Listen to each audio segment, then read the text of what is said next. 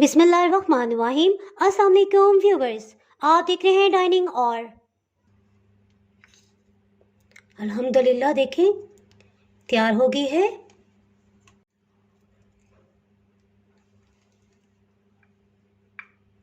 हल्के हाथ से हिलाएंगे कि इसमें से निकल ना आए। अल्हम्दुलिल्लाह देखें ये भी तैयार हो गई है।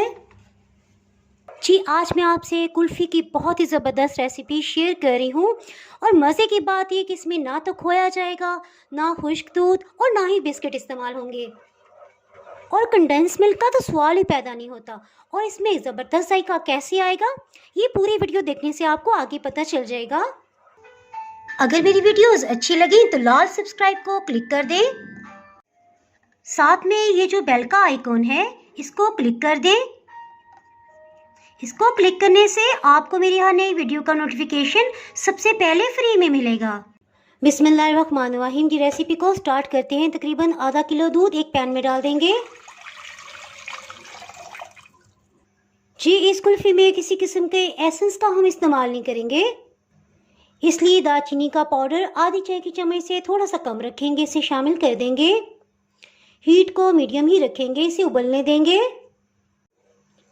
एक दफ़ा अच्छी तरह से मिक्स कर देंगे और अभी चीनी इसमें शामिल नहीं करेंगे। इसकी क्या वजह है ये मैं आगे आपको बताऊंगी।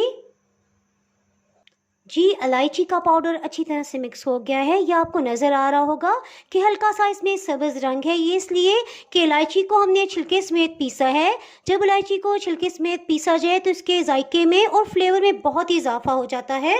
तकरीबन 4-5 इलायचियाँ थीं।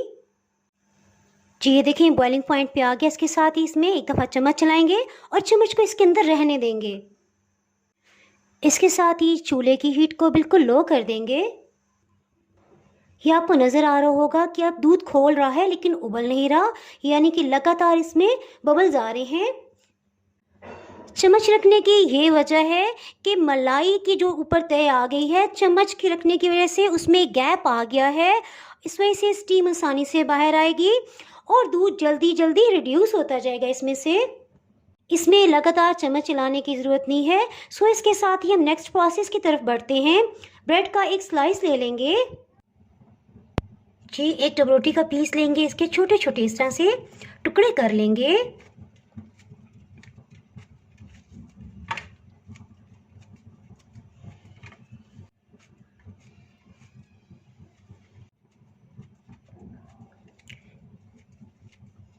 इसके किनारों को हम बीच में शामिल करेंगे, यानी कि लग उतारेंगे नहीं। इसके ब्रेड क्रम्स बनाएंगे। चाहे तो आप चॉपर मशीन को इस्तेमाल कर लें, मैं इसके लिए ब्लेंडिंग जग को इस्तेमाल कर रही हूँ। ब्रेड के पीसेस को इसके अंदर डाल देंगे। ब्लेंडिंग जार के ऊपर ढक्कन दे दिया, इसे ऑन कर देंगे।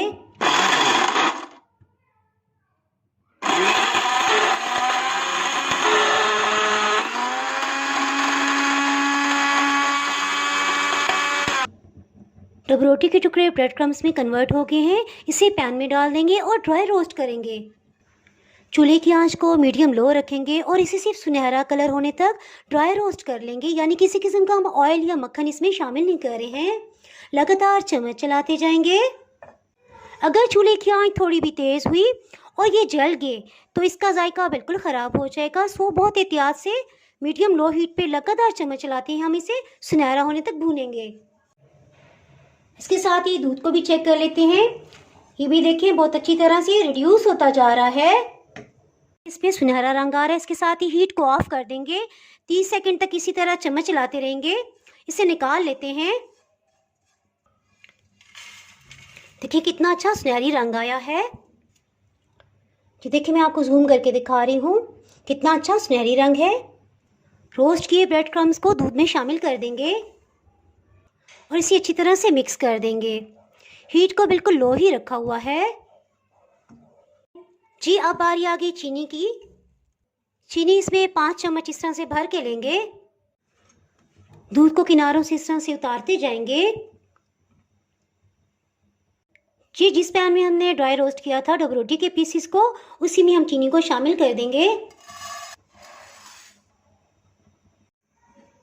पैन को इस तरह से हिलाएंगे ताकि चीनी सब में अच्छी तरह फैल जाए। हीट को मीडियम रखेंगे। जी एक और अहम पॉइंट, जब तक चीनी पिघलेगी नहीं उस वक्त तक हम इसमें चम्मच नहीं चलाएंगे और हीट को लगातार मीडियम ही रखेंगे। चीनी को दरमियानी आंच पे पकते हुए तकरीबन 1 मिनट हो गया है और ये देखें अब आहिस्ता आहिस्ता ये पिघलने लगी है।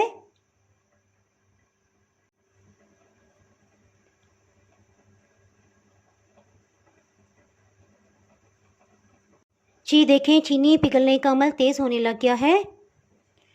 जी देखें हाफ चीनी पिघल चुकी है, इसके साथ इसमें चम्मच चला लेंगे। आहिस्ता आहिस्ता इसका रंग सुनहरी होता चला जाएगा। ये देखिए अच्छी तरह से पिघल गई है। हीट को बिल्कुल भी लो ना कीजिएगा क्योंकि दोबारा से ये जमने लग जाएगी। इसे दूध में शामिल कर देंगे।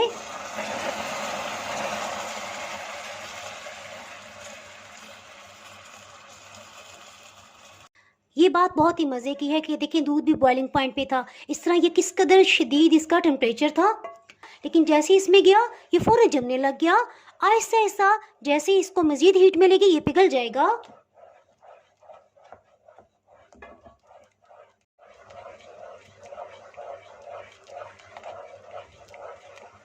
लगातार चम्मच चलाते जाएंगे।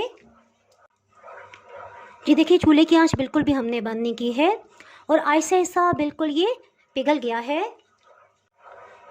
ये देखिए कॉर्नफ्लोर डालने की भी बिल्कुल ज़रूरत महसूस नहीं हुई, बहुत अच्छी तरह गाढ़ा हो गया है। इसके साथ ही हीट को ऑफ कर देंगे और आपने देखा इसमें जो हम कैरमल डाला था वो बिल्कुल पिघल गया है। चूल्हे की आंच को ऑफ कर दिया है। लगातार चम्मच चलाते हुए इसे ज़रा ठंडा कर लेंगे। जी अभी भी ये तैयार नहीं हुई है, बल्कि अभी इसकी तैयारी का एक मरहला मज़ीद रहता है। जी इसके लिए इसे ब्लेंडिंग जार में डालेंगे। चूल्हे की हीट को ऑफ किए तकरीबन 2 मिनट गुजर चुके हैं।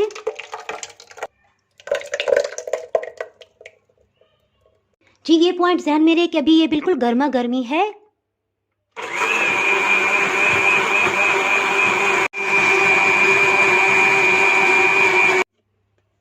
अब ढक्कन खोल के इसे ठंडा होने देंगे। ये देखें बहुत ही स्मूथ हो गई है। देखिए कमर्शियली इसी तरह से कुल्फ़ी को बनाया जाता है।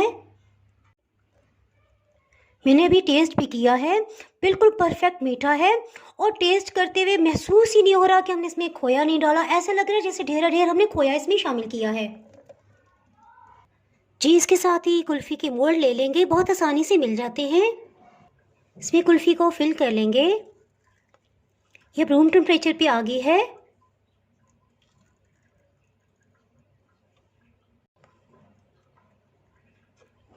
बस इसी तरह से सबको फिल कर लेंगे। कुछ कुल्फ़ी को इसमें भी फिल करते हैं।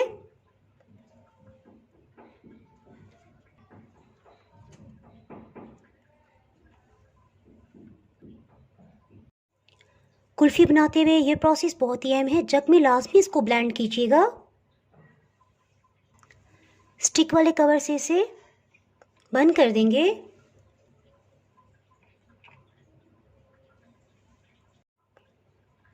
इसी तरह इस पे भी कैप दे देंगे।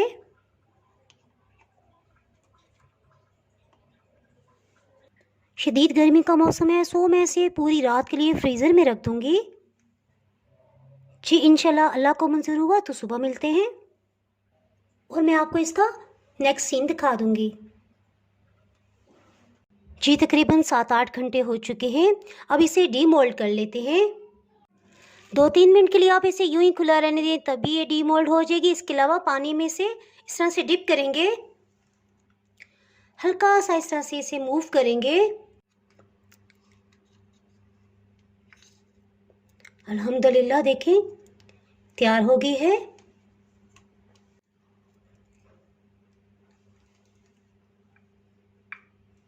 कुल्फ़ी को निकालने के लिए आप इस तरह से हथेली में मल भी सकते हैं। इसे हाथों की गरमाइश से भी आसानी से निकल आएगी।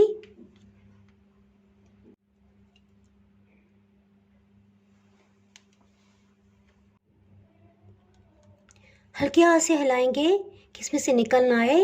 अल्हम्दुलिल्लाह देखें ये भी तैयार हो गई है। जी और इसको बिल्कुल भी ज़ोर करना खींचिएगा। देखें ओहो बस एक ही इसके अंदर ही रह गई है। सो इसे दोबारा से जमने के लिए रख देंगे। जब ये सख्त हो जाएगी फिर से पानी में डिप करके इसे निकालने की कोशिश करेंगे। अल्हम्दुलिल्लाह आखिर में ये निकल ही आई। इसे मैं आपको टेस्ट करके बताती हूँ। बहुत ही मज़ेदार। जी, इसके साथ ही अगर आप मेरे चैनल पे नए हैं तो चैनल को सब्सक्राइब कर दें, बेल आइकन ज़रूर प्रेस कर दीजिएगा। इसके बाद आपको मेरी हर नई आने वाली वीडियो का नोटिफिकेशन ही मिल पाएगा। दुआओं में याद रखिए, वीडियो लाइक और शेयर करना बिल्कुल भी ना भूलिएगा। इसके साथ ही मैं इजाज़त चाहती हूँ। अल्लाह हाफिज़।